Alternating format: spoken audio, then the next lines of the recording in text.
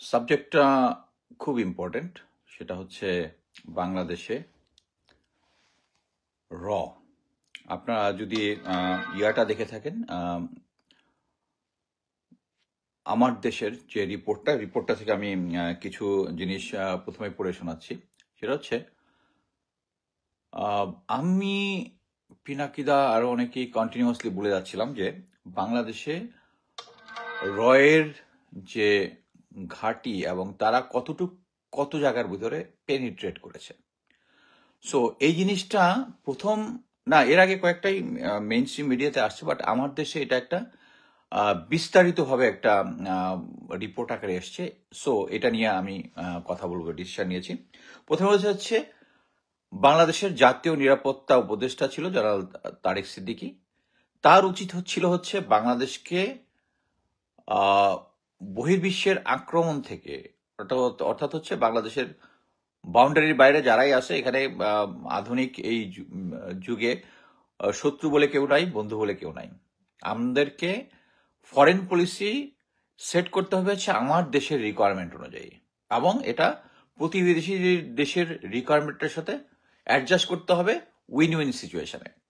So প্রথমেই হচ্ছে general Tarique Siddiqui যেটা করেছে সেটা হচ্ছে আমাদের ভিতরে রিপোর্টের মূল থিমটা ছিল হচ্ছে যে ডিজিএফআই এর ভিতরে র এর একটা 2টা ফ্লোর জুড়ে তারা রয়ের অফিস বানিয়েছিল, এবং ওখান থেকেই ভার্চুয়ালি তারা বাংলাদেশকে কন্ট্রোল করতো বিভিন্নভাবে। এবং তারা বাংলাদেশের বিভিন্ন জায়গাতে, আপনি এই জিনিসটা বুঝতে হলে এই জন্য আমি প্রথমে বলেছিলাম আপনারা বাংলাদেশে র বইটা যদি পড়েন, দেয়ার আর লট অফ বুকস। আপনারা যদি আরো ডিটেলস বুঝতে চান, একটা হচ্ছে বি রামনের একটা বই আছে, কাউ বয়েজ অফ র, সম্ভবত। কাউ বয়েজ হচ্ছে আর.এন. কাউয়ের বয়েজ, মানে রয়ের যারা 1960 ওই র যখন তৈরি হয় তখন তার হেড ছিল হচ্ছে আর.এন. Cow. He was a serious man. I have a lot of respect for him. He got a lot of respect from intelligence community. যদিও পুলিশ ব্যাকগ্রাউন্ডে ছিল, বাট হি ওয়াজ ফেনোমেনল। বাট এবং র তৈরি হয়েছে 1968-এ, এবং 3 বছরের মধ্যে তাদের মেইন এইম যেটা ছিল পাকিস্তানকে ভাগ করা, তারা ভাগ করতে সফল হয়েছিল। 4 বছরের মধ্যে তারা ওই যে আমরা যেটা বলি লেন্দুব দুর্জি, সিকিমকে তারা নিয়ে নিয়েছে। এবং তার যতগুলো প্রিন্সলি স্টেট আছে, তারা 1947-এ যখন দেশটা ভাগ হলো, তার ভিতরে যে কাশ্মীর, জুনগড়, আজকে যদি পিনাকিদার ভিডিওটা দেখেন আরো ক্লিয়ার হয়ে যাবেন। সো এগুলোর মধ্যে তাদের মেইন এইমটাই ছিল যে তাদের বাংলাদেশের ভিতরে যারা আছে, বাংলাদেশটাকে তাদের নিজের করে নিয়ে যেতে চেয়েছিল। কিন্তু যেহেতু এখানে প্যাট্রিয়টিক লোকজন ছিল, শুধু আওয়ামী লীগ ছিল না, সেই জন্য তারা এটা পারেনি। কিন্তু তারা কন্টিনিউয়াস, এবং এই শেখ হাসিনার গত 16 বছরে তারা একদম সবকিছু নিয়ে নিয়েছিল। সো এখানে আমি জিনিসটা বোঝার জন্য, মানে আপনারা যদি আচ্ছা, প্রথমে আমি যেটা করি যে আমার দেশের রিপোর্টটা বলি। সেখানে বলেছিল যে তারেক সিদ্দিকী নিরাপত্তা হিসাবে কাজটা করেছিল উল্টা, তারা বাংলাদেশকে ইন্ডিয়ার হাতে তুলে দিয়েছিল। তার একটা টিম ছিল, টিমের মধ্যে কারা কারা ছিল? লেফটেন্যান্ট জেনারেল মুজিব, আপনাদের কি মনে আছে যে 7ই আগস্ট গত বছর 253 জন ভারতীয় নাগরিককে সেনাবাহিনীর যে স্বপ্নচূড়া বিল্ডিং আছে, এই বিল্ডিং এর ওখান থেকে সেনাবাহিনীর বাসে করে এয়ারপোর্ট পর্যন্ত দিয়ে আসা হয়েছিল। এখন এটার সাথে মিলান, ওই যে এবং এটা করা হয়েছিল কার কোঅর্ডিনেশনে? Lieutenant general Mujib. Lieutenant general Mujib যখন এটা করেন, তখন কি জেনারেল ওয়াকার এটা জানতেন না? ক্যান্টনমেন্টের ভিতরে তো হয়েছিল। সো এটা জাস্ট বুঝার চেষ্টা করেন। এইটা হচ্ছে ম্যাক্সিমাম এই 253 লোকজন ছিল। এই আমার দেশে যে আসছে যে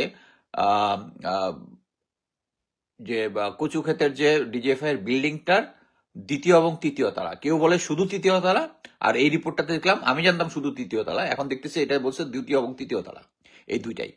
সো এখানের মধ্যে যে সমস্ত স্টাফ ছিল এর ম্যাক্সিমাম ওই 7 তারিখে। একটা জিনিস আমি বলে রাখি, তারা যদি জানতো যে তারা সিচুয়েশন এভাবে, জেনারেল ওয়াকার তো প্রথম দিন 5 তারিখে এসেই বলে দিল যে সবার গুম খুন সবকিছুর বিচার করবে, একদম 100% সবকিছু করে ফেলবে, সে হচ্ছে এই বিপ্লবের পক্ষে, কিন্তু আস্তে আস্তে সে এখান থেকে পোস্ট থেকে চলে গিয়েছে এবং বাংলাদেশকে স্ট্যাবল করতে পেরেছে। তারা কিন্তু স্ট্যাবল করে দিয়েছে, আমরা এটা মেনে নিয়েছি যে জেনারেল ওয়াকার যেটা করতেছে ওইটাই ভালো করতেছে, কারণ তার যে লেসপেন্সার যারা আছে, এই এই জিনিসটাই আপনারা ক্লিয়ার হইতেন হচ্ছে যদি বইটা পড়েন বাংলাদেশেরও। এখানে বাংলাদেশের প্রথম ডিজি ছিল সম্ভবত ব্রিগেডিয়ার জেনারেল আমিনুল হক বোধহয় স্যারের নাম। সে তার একটা আমি জিনিসটা একটু দেখেই পড়ি। উনি ওনার একটা 2000 সালে অক্টোবরে দৈনিক ইনকালাবে ধারাবাহিকভাবে বাংলাদেশের যতগুলো বাংলাদেশে ধারাবাহিকভাবে যারা ডিজিএফআই এনএসআই ছিল তাদের একটা সাক্ষাৎকার ছাপা হয়েছিল। এর মধ্যে ব্রিগেডিয়ার অবসরপ্রাপ্ত আমিনুল হক বীর উত্তম উনি জানান যে ভারতের রয়ের সবচেয়ে ইম্পর্টেন্ট জিনিস যেটা করেছিল তারা, সেটা হচ্ছে তাদের যে বয়ান তৈরি করা। তারা বাংলাদেশ সেনাবাহিনীর বিরুদ্ধে একটা বয়ান তৈরি করে যারা প্রগতিশীল ছিল, যেটা পিনাকিদার ভাষায় বঙ্গু কি জানি বঙ্গু সুশীল বা এরকম একটা বঙ্গু সুশীল একটা, যেটা এই পার্টি তৈরি করেছে যারা বাংলাদেশ আর্মির এগেনস্টে ঘৃণা ছড়াতো। এইখানে দেখেন এই আওয়ামী লীগের 17 বছরে এসে এই জিনিসটা কিন্তু চেঞ্জ হয়ে গেছে। কেন চেঞ্জ হয়ে গেছে? তারা এখন আর্মির পক্ষে কথা বলে। এটা কিন্তু সাক্ষাৎকারে আমিনুল হক স্যার বলেছিলেন যে তাদের মোস্ট ইম্পর্টেন্ট জিনিস হচ্ছে তারা বা এই বঙ্গু প্রগতিশীল যারা আছে তাদের মাধ্যমে বাংলাদেশ আর্মির বিরুদ্ধে একটা হেট্রেড তৈরি করেছিল। তারা স্বাধীন বঙ্গবন্ধু আন্দোলনকে পালে হাওয়া দিয়েছিল, তারা শান্তি বাহিনীকে সাপোর্ট দিয়েছিল। এর কারণ একটা ছিল বাংলাদেশ আর্মির এগেন্স্ট একটা হেট্রেড করতো। বাট এখন তারা কি করতেছে, এখন যেহেতু আর্মিটা তার কন্ট্রোলে, তখন কন্ট্রোলে ছিল না, এখন যেহেতু তার কন্ট্রোলে চলে আসছে, এখন হচ্ছে বাংলাদেশ সেনাবাহিনী ভালো, জেনারেল ওয়াকার ভালো। এখন আরেকটা জিনিস আপনাকে প্রথমে আরেকটা জিনিস, আপনারা সবাই জানেন সাবেক GD major general M A Matin, যিনি তত্ত্বাবধায়ক সরকারও ছিলেন এবং দুর্নীতি দমন কমিশনের মহাপরিচালক ছিলেন, উনি যে কথাটা বলেছে, র সর্বপ্রথম অনুপ্রবেশ করেছে সংস্কৃতির মায়াবী পথ ধরে, তারপর ক্রমশ শাখা প্রশাখা বিস্তার করছে শিক্ষাঙ্গন, কালক্রমে তার ব্যাপ্তি ও প্রসার ঘটেছে আমাদের রাজনৈতিক অর্থনৈতিক অঙ্গনে। তার মানে বুঝতে পারছেন? এবং এই যে বয়ানটা তারা তৈরি করে, এর মধ্যে আরেকটা ইম্পর্টেন্ট জিনিস আছে। এই যে সাংস্কৃতিক অঙ্গন বললাম না, কোন 1991 সালের দিকে বাংলাদেশের দায়িত্বপ্রাপ্ত কর্মকর্তা ছিল মিস্টার মহাপাত্র দূতাবাসে। তার ওয়াইফ ছিল নাচ টাচ বিভিন্ন সময় করতো এবং তার ওয়াইফও ওই লাইনে ট্রেন ছিল। তারা এসে সংস্কৃতি, তখন বিএনপির সময় ছিল, সাংস্কৃতিক অঙ্গনে তাদেরকে ইনফ্লুয়েন্স করতো। এবং বাংলাদেশের এখন যে সাংস্কৃতিক অঙ্গন যেটা আছে, এটা আপনারা জানেন যে তাদের 100% অলমোস্ট 99.99% হচ্ছে সেই বঙ্গু প্রগতিশীল। তারা এখনো জয় বাংলা, চুপে চাপে জয় বাংলার স্লোগান দেয়। রোকেয়া প্রাচিত 32 নম্বরের সামনেই চলে গিয়েছিল যখন 32 নম্বর ভাঙা হয়। সো এখানে তারা যেটা মেইনলি কাজ করে, এই যে আমরা জানলাম যে 7ই আগস্ট রয়ের এজেন্টরা চলে গেছে, আমরা এখন জানি ঢাকা ক্যান্টনমেন্টের ভিতরে তাদের অফিস ছিল, এনএসআই এর একটা অফিস ছিল, যেটা বনানীতে একটা অফিস ছিল, হোটেল লেকশোরে একটা অফিস ছিল, যে এই রিপোর্ট অনুযায়ী। কিন্তু তারপরে আমরা একটা পার্টি যারা আছি তারা এখন ওই যে তারা বয়ান তৈরি করেছে, তাদের যে সুশীল সমাজ যেটা আছে তারা বয়ান তৈরি করেছে। এবং দেখেন এখানে কিন্তু একটা ক্লিয়ারলি বলেছে যে বনানীতে এবং লেকশোরে যে অফিসটা ছিল, এটাতে বাংলাদেশ রিটায়ার্ড মিলিটারি অফিসার যারা আছে তাদের একটা গ্রুপ এখানে কাজ করতো এবং তারা এখনো কাজ করে যাচ্ছে। এই রিটায়ার্ড অফিসার গ্রুপটাকে কিভাবে কন্ট্রোল করে সেটা হচ্ছে আমরা সবাই জানি, প্রফেসর কলিমুল্লাহ সবাইকে পিএইচডি দেয়। প্রফেসর কলিমুল্লাহ যেটা করে, এই কলিমুল্লাহদেরকে সহ অন্যান্যদেরকে তৈরি করেছে। এই যে প্রথম আলো থেকে শুরু করে, আপনারা যদি এই আগের যে ডিজি যারা ছিল তাদের এই বই, তাদের বয়ানগুলা পড়েন, তার ইয়াগুলা পড়েন, তার বইটা পড়েন, তাহলে আপনি ক্লিয়ার বুঝে যাবেন যে প্রফেসর কলিমুল্লাহর মতো লোকজনকে।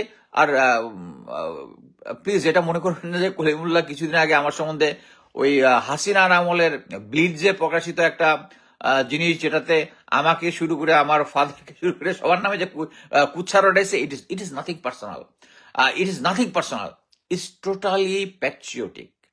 আমি আপনাদেরকে কলিমুল্লাহ সম্বন্ধে বলতেছি বা অন্যদেরকে যা বলতেছি সেটা হচ্ছে টোটালি প্যাট্রিয়টিক।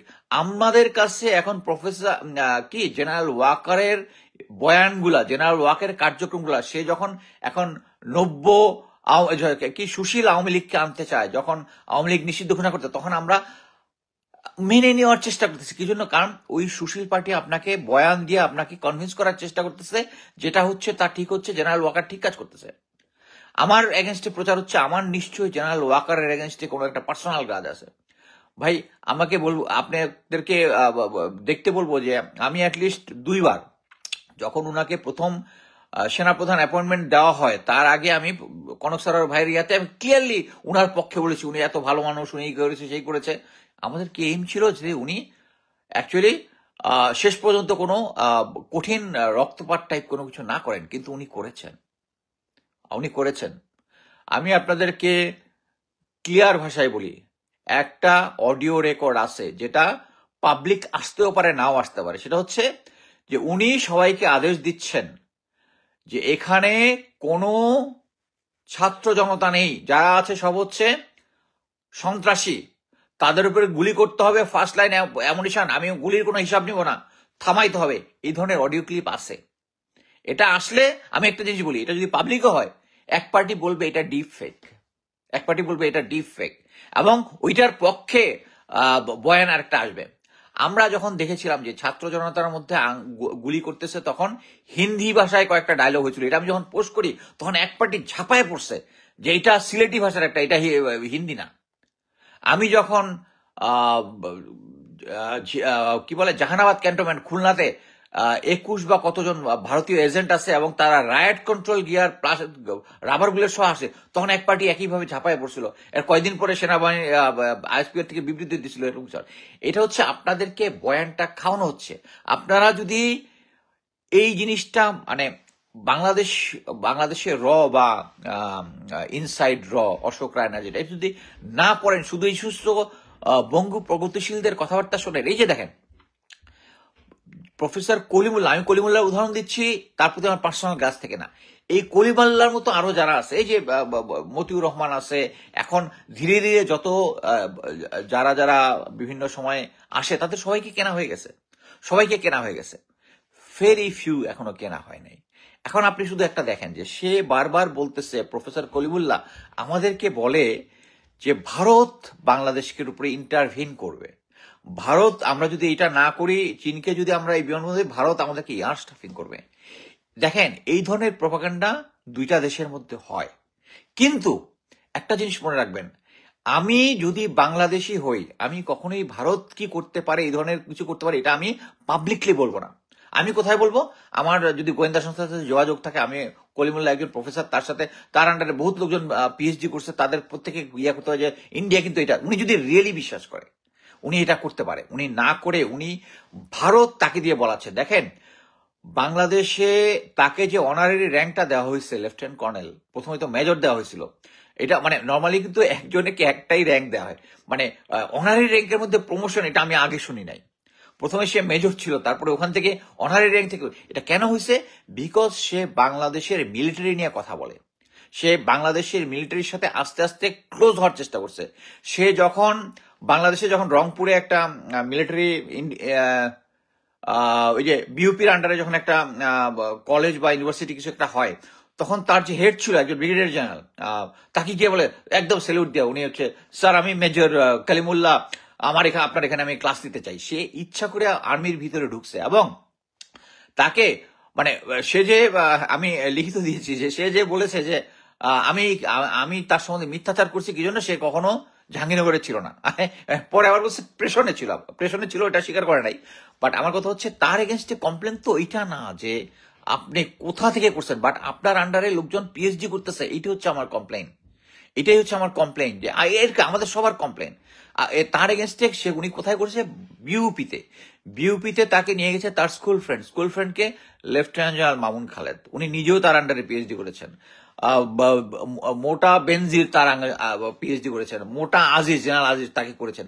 এছাড়া অনেক মিলিটারি অফিসার যাদেরকে পিএইচডি র্যাঙ্ক দিছে হচ্ছে এই আওয়ামী কনসিডারেশনে, এবং এর মধ্যে আরো ওয়েস্টেজও আছে, অনেক লোকজনকে করাইছে যে এদেরকে পিএইচডি ডিগ্রি দিলে এরা বিভিন্ন সময় টক শোতে লঞ্চ করতে, কিন্তু তারা কথাবার্তা এফেক্টিভ ছিল না, তারা ওয়েস্টেজ। বাট এইভাবে পিএইচডির দেওয়া হচ্ছে, এবং প্রফেসর কলিমুল্লাহকে কেন দেওয়া হয়েছে লেফটেন্যান্ট কর্নেল র্যাঙ্কটা? মেজর দেওয়া হয়েছিল কিন্তু প্রথমে, তারপরে মানে অনারি র্যাঙ্কের মধ্যে প্রমোশন আমি শুনি নাই আছে কিনা, থাকতে পারে, বাট আমি শুনি নাই। সো ওখানে তাকে লেফটেন্যান্ট কর্নেল দেওয়া হয়েছে কারণ সে বাংলাদেশ আর্মি এইটা করতে পারে, ওইটা করতে পারে, এটা করলে ইন্ডিয়ান আর্মি ইন্টারভিন করবে, এই জিনিসটার ওয়েটেজ বাড়ানোর জন্য।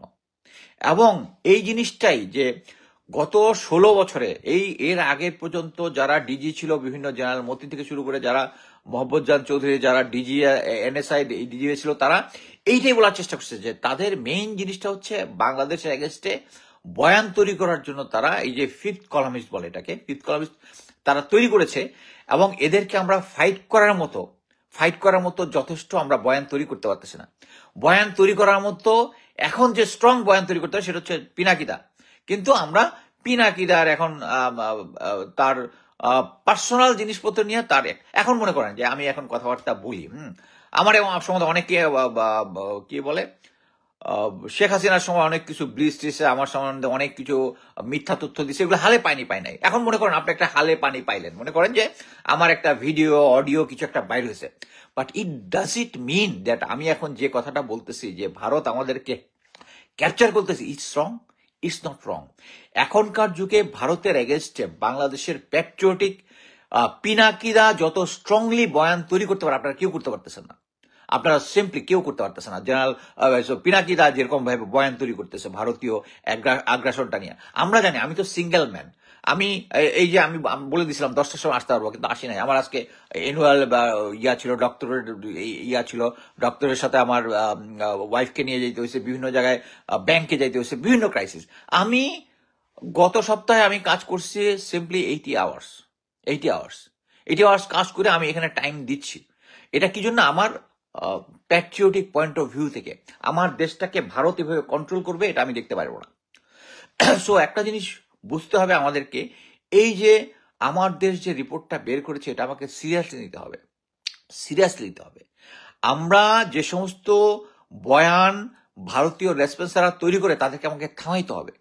আমি অ্যাকচুয়ালি যখন আমাকে প্রফেসর কলিমুল্লাহ আমার নামে যে কথাগুলো বলছে, তখন তার নামে আমি গুগলে সার্চ দিয়ে আমি অবাক যে তার সম্বন্ধে তো কিছু বলারই দরকার নাই। তার নামে শ্বেতপত্র আছে তার দুর্নীতির। সে রংপুরে একটা কলেজের ভিসি ছিল, ওখানে কতদিন মানে বছরের কত অংশই নাকি সে ছিল। আমি আর ওইটা ইন্টারেস্টই পাই নাই পড়তে, কতদিন অ্যাবসেন্ট ছিল, ঢাকায় ছিল, ওখানে থাকার সময় কি কি করছে, যারা তাকে থ্রেট, আমাকে আরো ডেঞ্জারাস জিনিস, যারা তাকে থ্রেট দিত, তখন সে যেহেতু জেনারেল আজিজের, এই যে সেনাপ্রধান জেনারেল আজিজের কিন্তু ক্লাসমেট, আমি যেটা শুনলাম সে ক্লাসমেট, এবং সে পিএইচডি করছে, এবং সে তখন হচ্ছে ডিজিবিজিবি। সে স্ট্রেট যারা তাকে বলতো তাকে থ্রেট দিত যে গুম করে ফেলবে।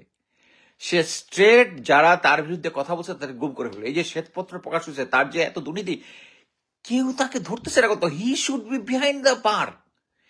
দেখেন, সে দুর্নীতি করছে, এটা তার প্রধান পাপ না।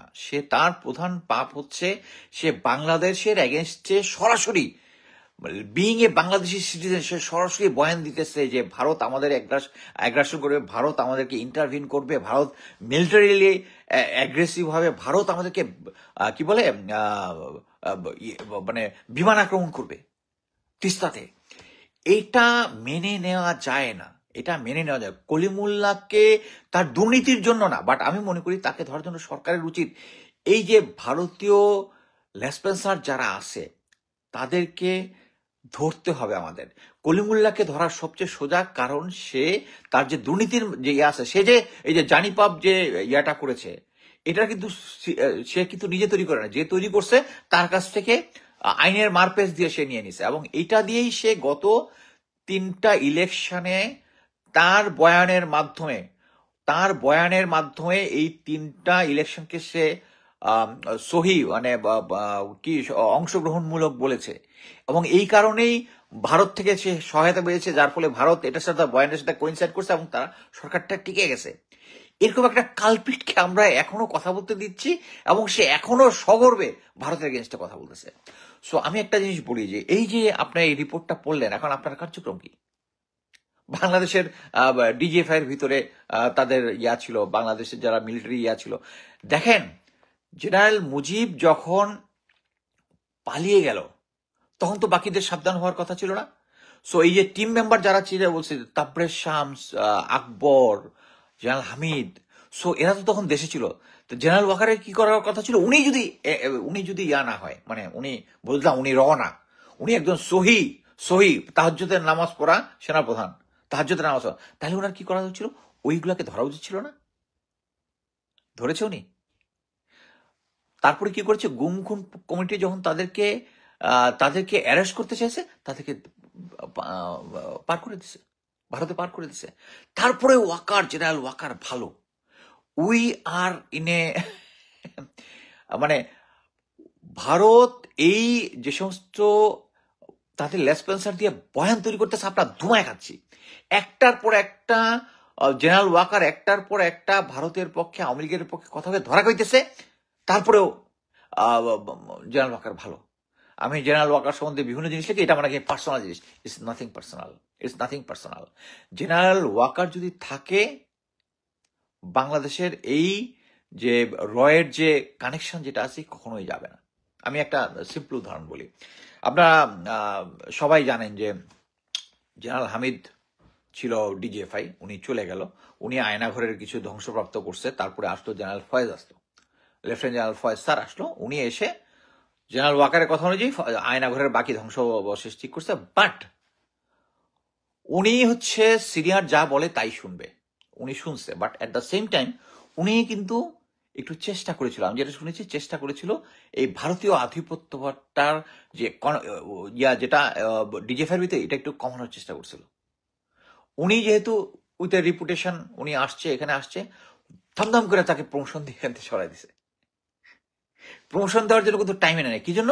কারণ উনাকে এখানে থেকে সরাইতে হচ্ছে, ওইটা হচ্ছে এই মেম, যে উনি যদি ওখানে থাকে দীর্ঘদিন, তাহলে হয়তো এই জিনিসটাকে, কিছু জিনিসপত্র আছে জেনারেল ওয়াকার সরাসরি বলতেও পারবে না, সরাসরি তো ভারতের পক্ষে কথা বলতে পারবে না। He was not part of that team, যে টিমের কথা আমার দেশে বলছে। বাট উনি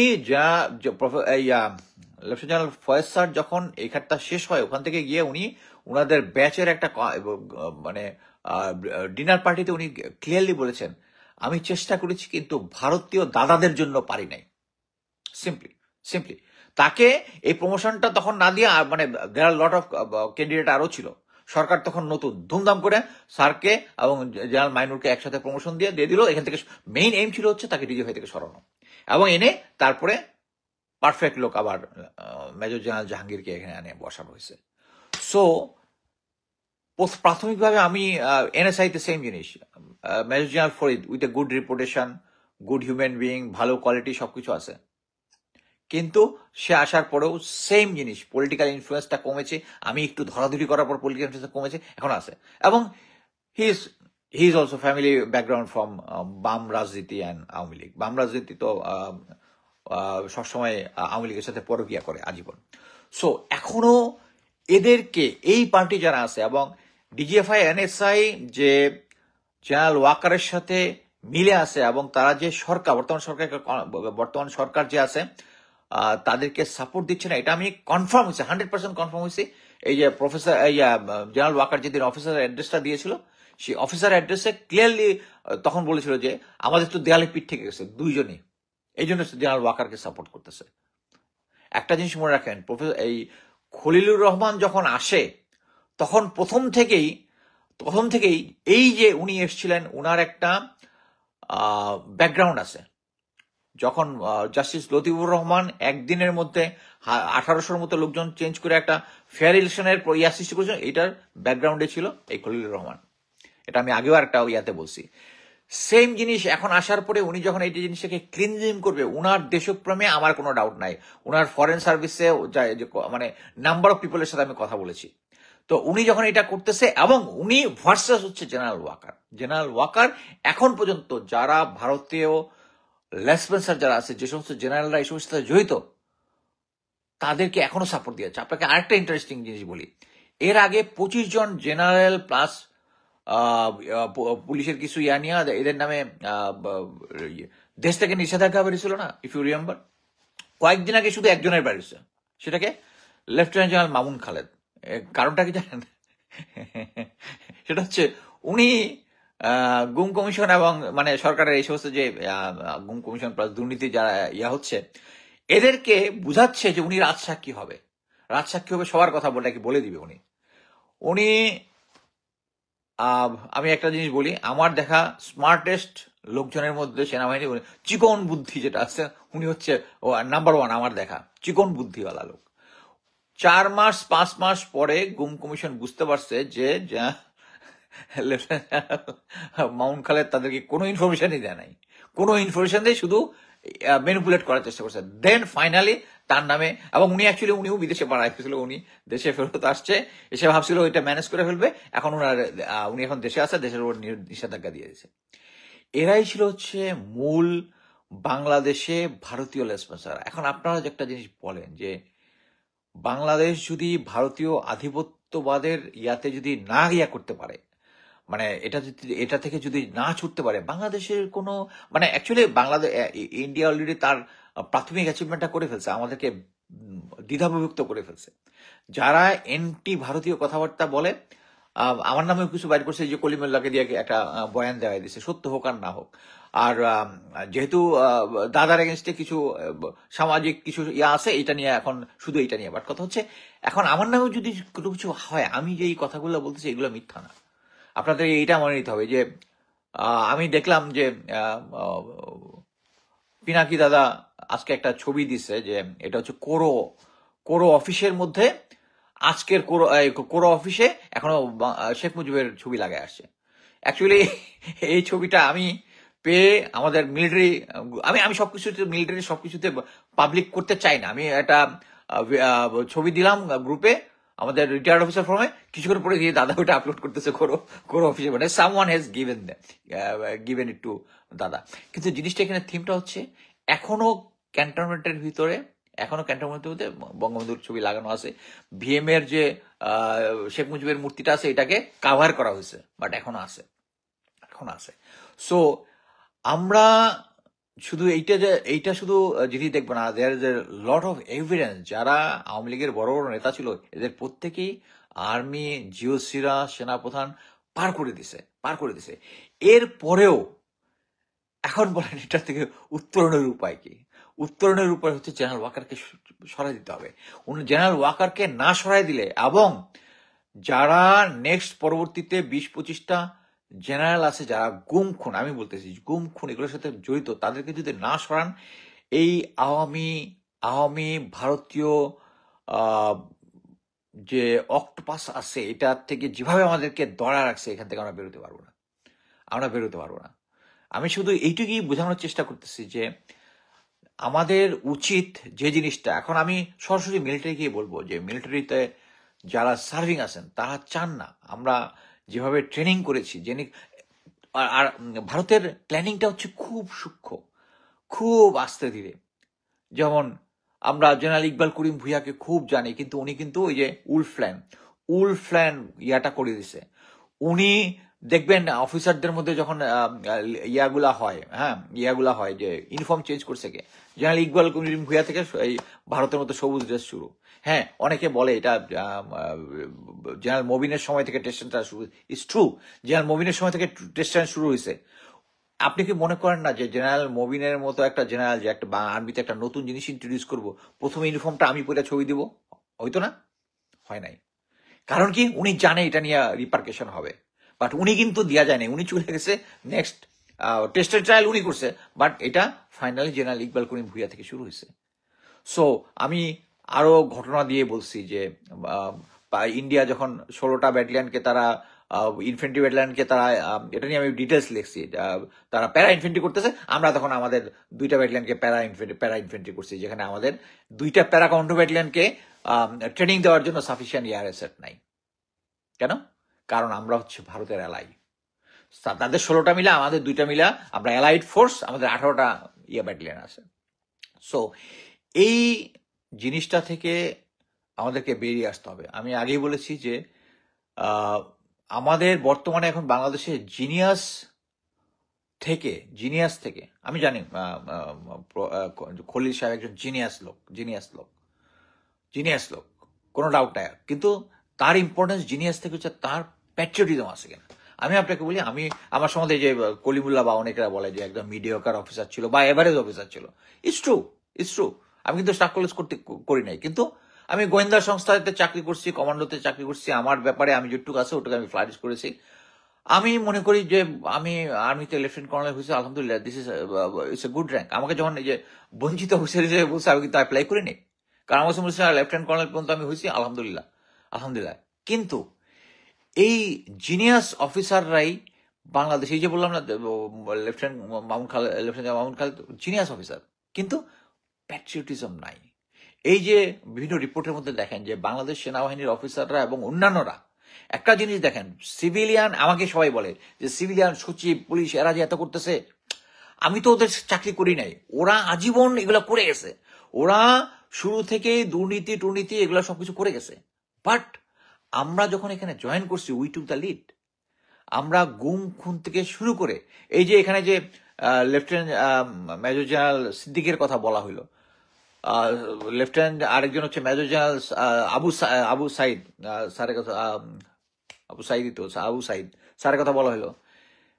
হি ইজ দ্য ম্যান, বাংলাদেশের প্রথম বাংলাদেশ আর্মি রিটায়ার্ড অফিসার, প্রথম সে 200 কোটি টাকা কালো টাকা সাদা করছে 25 কোটি টাকা ট্যাক্স দিয়ে। বাংলাদেশ আর্মিতে disgusting thing. Major general Abu Sayeed আসছিল এখানে, গত বছর আসছিল, আমার ক্লোজ একজনের বাসায় ছিল, আমাকে ভুলেও বলে না যে উনি আসছেন।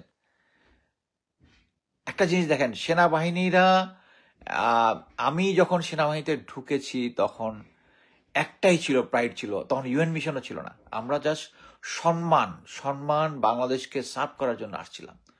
এখন বাংলাদেশ আর্মির ভিতরে এখন এই দুর্নীতিগুলা ঢুকায়া মানে একটা এমন একটা সিচুয়েশন তৈরি করছে। এই যে জিয়াউল হাসান আমার কোর্সমেট, তার বাসায় কিন্তু 3 ট্রাঙ্ক না 4 ট্রাঙ্ক ফরেন কারেন্সি পাওয়া গেছে। ফরেন কারেন্সি চিন্তা করতে পারবেন না। এখনো সে এই টাকাগুলো খরচ করতেছে বিভিন্ন জায়গায় তার পক্ষে কথা বলার জন্য। সো এখন বাংলাদেশের সিচুয়েশন যেটা আমরা সবাই জানি, আওয়ামী লীগ সরকার বিভিন্ন সময় বিভিন্ন হাজার কোটি টাকা পাচার করছে।